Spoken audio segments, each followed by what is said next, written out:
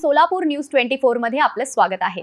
आजच्या प्रमुख बातम्यांवर एक नजर टाकूया। नवीन कलेक्टर या ठिकाणी यांनी चार्ज घेतलाय।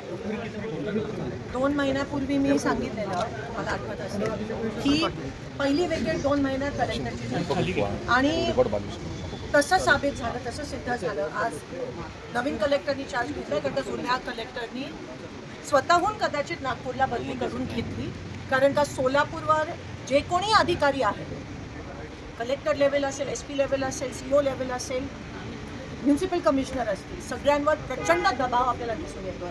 हातबळ झालेत अधिकारी। खरं तर मला अधिकाऱ्यांचं वाईट वाटतंय की एवढं संविधानाची शपथ घेऊन एवढे कष्ट करून इथपर्यंत येतात, कष्ट करून, आणि राज्यकर्त्यांच्या दबावामुळे, एका ठराविक विचारसरणीमुळे त्यांच्यावर प्रचंड दबाव आणि प्रेशर की विरोधी पक्षाचं काम करू नका, आणि त्या गोष्टीला प्रत्येक एक करून हे अधिकारी बिचारे बळी पडतात। आम्ही अधिकाऱ्यांच्या बाजूने बोलतोय, पण पूर्ण सिस्टीमच अशी खराब झाली आहे की अधिकाऱ्यांचा रिस्पेक्ट राहिला नाही।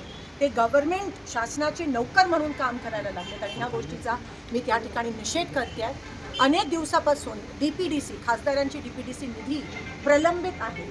ह्यांची समाज एवढी छोटी आहे की जेव्हा DPDCची निधी अडवतात तेव्हा ती माझी वैयक्तिक निधी अडवत नाही। प्रत्येक गाव ज्यांनी मतदान केलं आहे काँग्रेससाठी, त्या गावातल्या शेतकऱ्याची निधी अडवत आहे।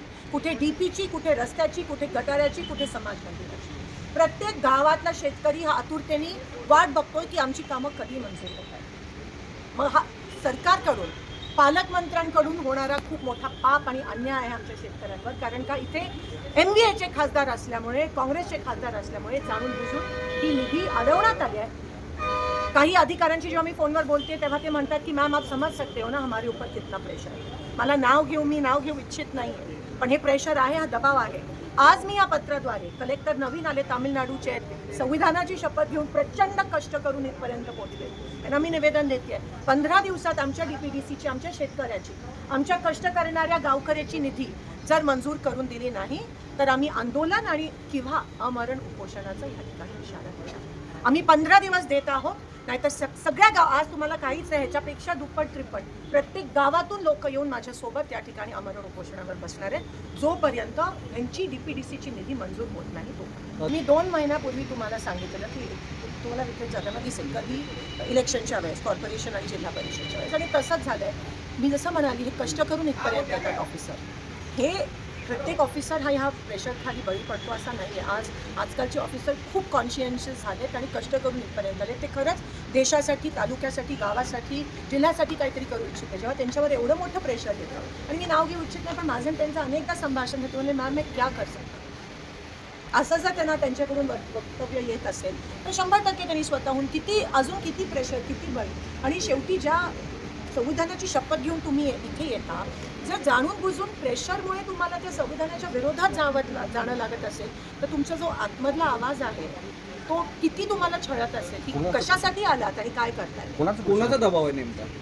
मी जाहीरपणे बोलते आहे, प्रस्थापितांचा आहे, BJPचा आहे, वरपासून खालपर्यंत आहे, पालकमंत्र्यांचा दबाव आहे, इथे जेवढे सत्ताधारी आहेत त्या सगळ्यांचा दबाव आहे की काँग्रेसच्या खासदारांची कामं करू नका। पण जेव्हा तुम्ही आमची कामं थांबवता तेव्हा आमचं काम थांबवत नाही, ती तुमच्यासाठी तुमची कामं असतील, कारण का प्रत्येक कामातून तुम्ही काय कट घेता हे आम्हाला माहिती आहे, पण ही गावकऱ्यांची कामं आहे जे थांबवण्याचं तुम्ही पाप करत। सगळे मोहोळचे जे आहेत, पापरी, येवती, खंडाळी आणि काही मंगळवेढ्याचे पण शेतकरी इथे आले, त्यांचे पंचनामे देखील झाले नाही आहेत। त्यांना असं सांगण्यात आले की एकदा तुम्हाला जर विमा मिळाला असेल, अतिवृष्टीची मदत मिळाली असेल तर त्या पिकासाठी तुम्हाला परत एकदा मिळणार नाही आहे, असा पण अन्याय करतात। मागच्या वेळेस आपण ओला दुष्काळ जाहीर करा अशी मागणी केलेली आणि कर्ज माफ करा, पण ते केलं नाही आहे। उलट काहीतरी तुटपुंजी मदत करून शेतकऱ्यांना समाधान करण्याचा अपयशी ठरतंय।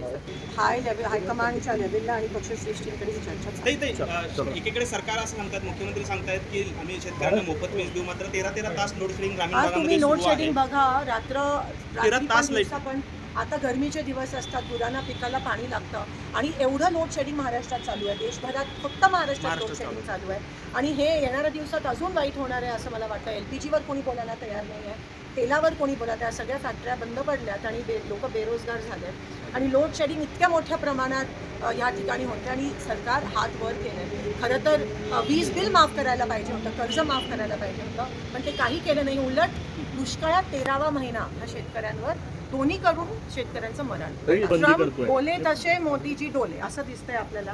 कारण का ऑपरेशन सिंधूर सीज फायर त्यांनी अनाऊन्स केलं, टॅरिफ वाढवले. उद्या हे माझे शेतकरी पिकवत आहेत, तोच पीक जर अमेरिकेवरून येणार असेल तर ह्यांचं कोण बघणार?